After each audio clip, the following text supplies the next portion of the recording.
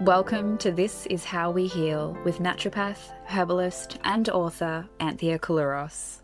With over 3 decades of clinical experience guiding thousands on their healing journeys, Anthea invites you into honest, heartfelt conversations about what really gets in the way of health and healing and what gently brings us back to ourselves. If you're sick and tired of feeling sick and tired, overwhelmed by wellness noise, or just yearning to feel like yourself again, you're in the right place. This podcast is for anyone feeling burnt out, lost in a sea of symptoms, or simply longing for a deeper connection to their health, their body, and their truth. Hello and welcome to This Is How We Heal. I'm Anthea Koulouros, naturopath, herbalist, and food and health educator, and this is a space where we explore the deeper and often invisible barriers to health and healing. Wherever you are as you listen today, walking, driving, preparing a meal, or taking a quiet moment for yourself, thank you for joining me.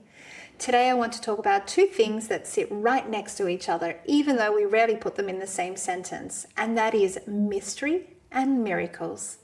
In the consulting room, the question often comes within minutes of a diagnosis. How long will this take? Will I fully recover? Why is this happening to me? And when will I know that I am well? And they're not unreasonable questions. They come from a deeply human need for orientation, for solid ground beneath the uncertain feet of illness.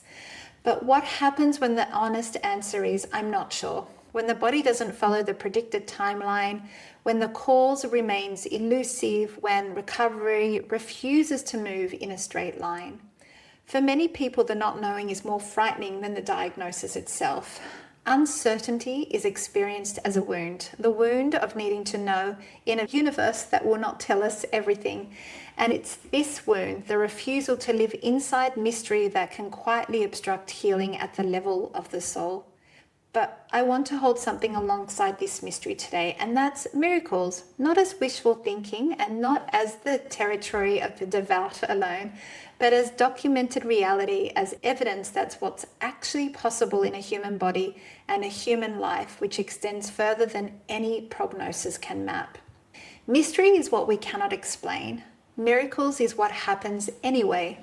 Together, I think they make the case against certainty as a prerequisite for healing and the case for something far more alive. We live inside a culture built entirely on the promise of certainty. Medicine offers the diagnoses, science offers the explanations, technology offers control, and somewhere along the way, we've come to expect that everything knowable has already been known, that whatever remains unknown is just a gap waiting to be closed.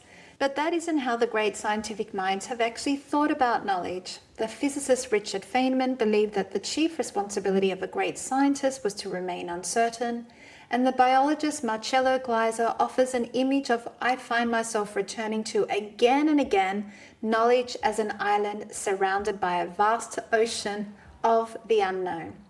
But as the island grows, its coastline, the border between what we know and what we don't know, grows longer too. The more we learn, the more mystery we border. Learning was never leading us toward a final destination of complete understanding. It leads towards more questions, a more refined not knowing, a more humble relationship with the immensity of what remains unresolved.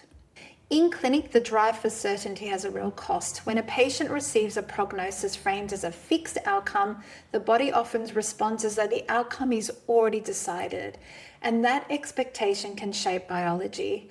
The belief that a condition will worsen or that recovery is unlikely can become a physiological instruction. But the reverse is equally true. When the future is held open, when a clinician says we honestly don't know how exactly this will unfold for you, something in the healing system is preserved.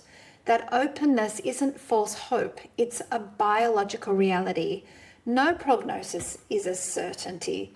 Every body is an individual, and the statistics that are useful at the level of population cannot govern a person.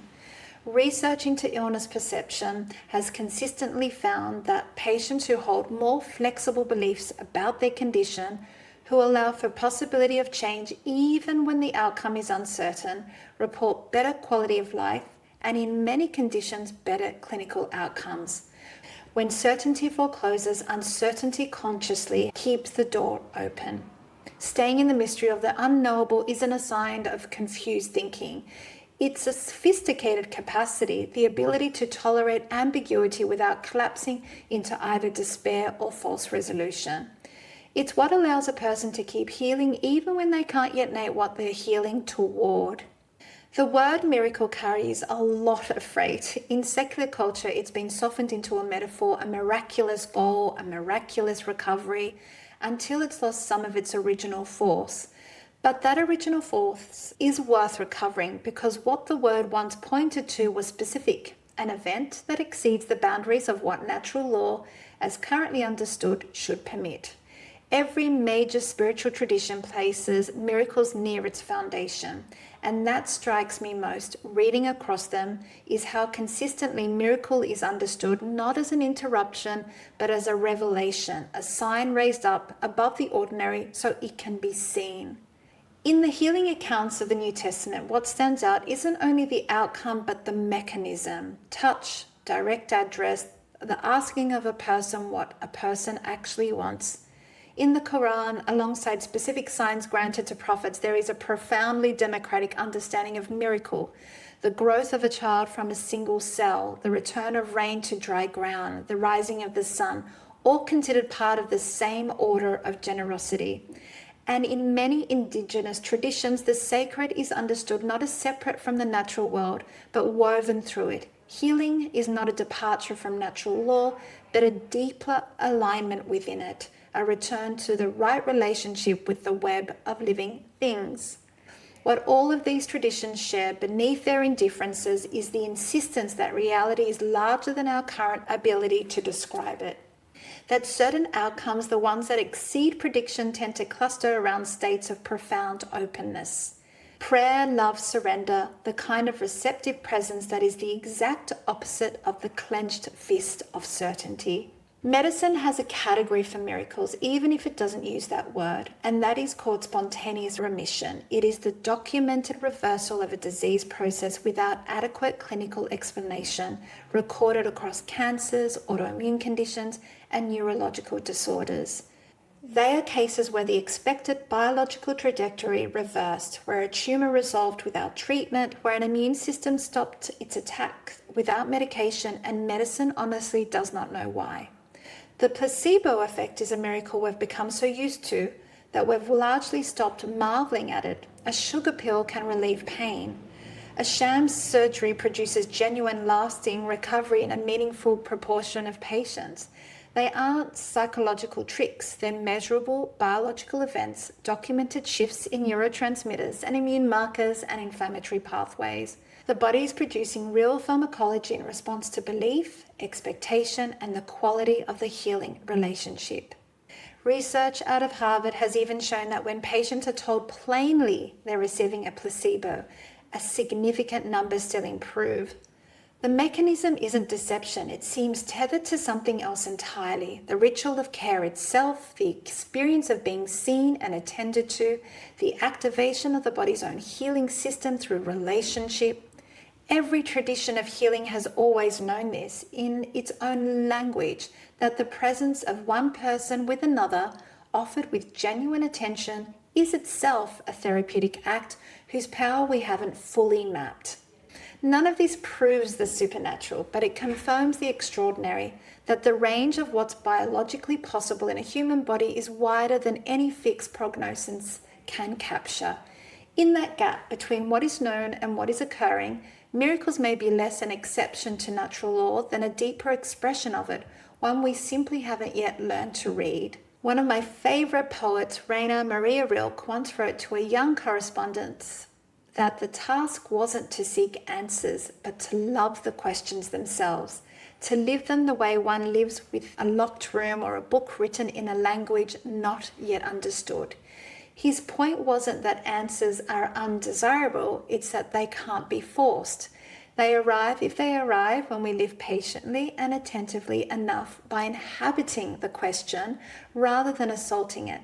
Perhaps, he suggested, without even noticing, we live our way into the answer. Living a question takes courage. It means resisting the urge to close what hasn't yet opened, to settle for a smaller certainty because the larger uncertainty feels unbearable. In the context of healing, it means letting the body move at its own pace, trusting that the process carries an intelligence even when we can't yet read it. And it means staying in the room with mystery rather than leaving early with a consolation answer. For many people, the hardest work of healing isn't the treatment itself. It's learning to wait without knowing, to stay present in a body that hasn't yet fully resolved, and to trust a timeline that isn't theirs to set. Gleiss's image of the expanding island isn't only a metaphor for science, it is a map for any healing journey. At the beginning, the island is small and the ocean vast and frightening. Every answer that arrives, every symptom that shifts, every feeling that's named and held, every unexplained morning of feeling different expands the island a little further. But the coastline grows too. New questions arise, new mysteries present themselves, precisely because the old certainties have been released. The person who has healed the most is rarely the one who has arrived at a fixed, final account of themselves.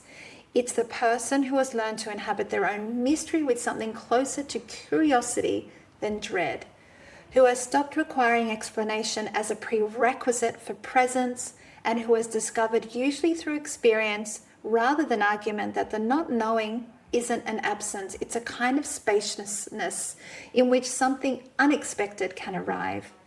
And miracles, when they occur, the documented remissions, the resolution of what was considered permanent, the moment of grace that arrives without announcement and reorganizes everything, or simply the quiet miracle of a body that chose to keep going when it might not have, are evidence that the island is always larger than when we last measured it, that the ocean always holds more than our instruments can currently detect. You do not need to know how long this will take. You do not need a complete account of every cause or underlying factor. You do not need to have resolved your inner life before healing is allowed to continue. The prognosis is not fixed, and the future is not determined. Mystery is not the obstacle, it is the medium healing moves through, and miracle is not the exception to the rule. It's the rule made visible in moments we stop insisting we already know its name. Before we close, I'd love you to sit with a few of these, and even just one, slowly rather than all at once. So here are some questions. Where in your healing are you demanding certainty before you allow yourself to move forward? And what would shift if you held that requirement more lightly? And have you experienced something in your healing that you couldn't explain? A moment when something shifted and you didn't know why? What happened to that experience in the story you tell about your illness? Has it been counted? If the not knowing weren't a problem to solve, but a kind of spaciousness, what might become possible in that space? Thank you for joining me today. This is an excerpt from the book I'm writing, where I explore the many barriers that stand between us and healing, and how we begin restoring the conditions that allow the body to do what it has always been designed to do. If today's episode resonated, I'd love for you to subscribe, leave a review, or share it with someone who might need permission to stay a little longer in their own mystery, their own health and healing journey. Until next time, take care, be gentle with yourself, and I'll see you in the next episode of This Is How We Heal. If this episode spoke to you, your healing journey doesn't have to end here. Join Anthea in her dedicated online community, the Staying Healthy Together Club, a space for real conversations and holistic health education with trusted resources. We'd love to see you there.